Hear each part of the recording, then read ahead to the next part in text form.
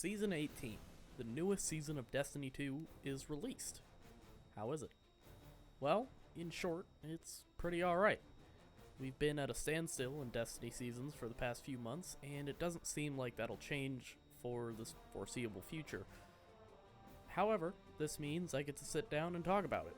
Starting off with the story, at the moment I'm recording this, it seems pretty disconnected from the overall universe of the game. Loose connections tie it to the Light and Dark saga, however nothing strong enough to make me feel like it will be important in the future. The story so far is that Aramis, the final boss of Beyond Light, has finally been defrosted by the Witness, bringing her back into his ranks of devotees or disciples, however you want to say it. However, instead of uniting with his pyramids like Callus did in Season 17, Aramis decides to grab artifacts for the Witness. Artifacts which are supposedly covered in the same energy we label as darkness. This brings us into the crew of the Drifter, who helps free the spider from captivity under the pretense of getting his catch as a reward. Using this catch, we become pirates and steal the artifacts that Aramis wants before she does. While doing this, Ido, daughter of Mithrax, is learning about both the Elixni and the human cultures of the last city, despite her father's attempts to keep her away from harm. This secondary story seems to be the main thing the player is experiencing, seeing the conflict between Mithrax, the spider, and Ido. Personally, I think it will be a great story individually, lightening the mood from last season's Depression Fest. However, compared to the seasons we got last year with Beyond Light, the seasons this year are back to feeling isolated. They don't feel like they connect as strongly as Bungie hoped for their seasonal stories to connect to the overall universe. As for the weapons in Season 18, I am indifferent on them. They seem somewhat unique in gameplay, but I can't be sure if that's mainly due to the weapon design or the overall 3.0 changes that we got with Arc and them being tied to that somewhat.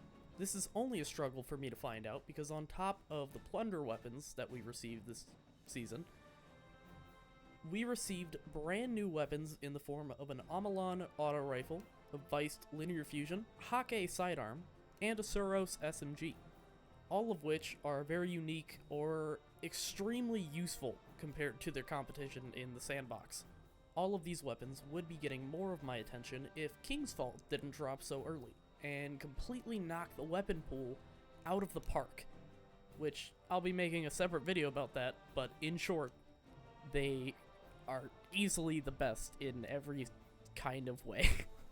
The activities this season are the best and worst things I've seen this year in terms of seasonal activities. Catch Crash is a densely populated, unique experience where you and a team of 5 other Guardians board an enemy's catch and steal the locations of their plunder.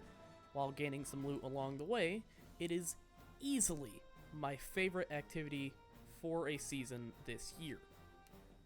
Expeditions, on the other hand, are quite possibly the most boring and predictable thing yet. Simply put, you and a team of 2 other Guardians go and dig up the treasure you found the location of. You take that treasure, and you throw it into a storage device. This device gets escorted to a deposit location before the activity is completed. Upon completion, you get minimal loot, and that doesn't seem to be changing anytime soon.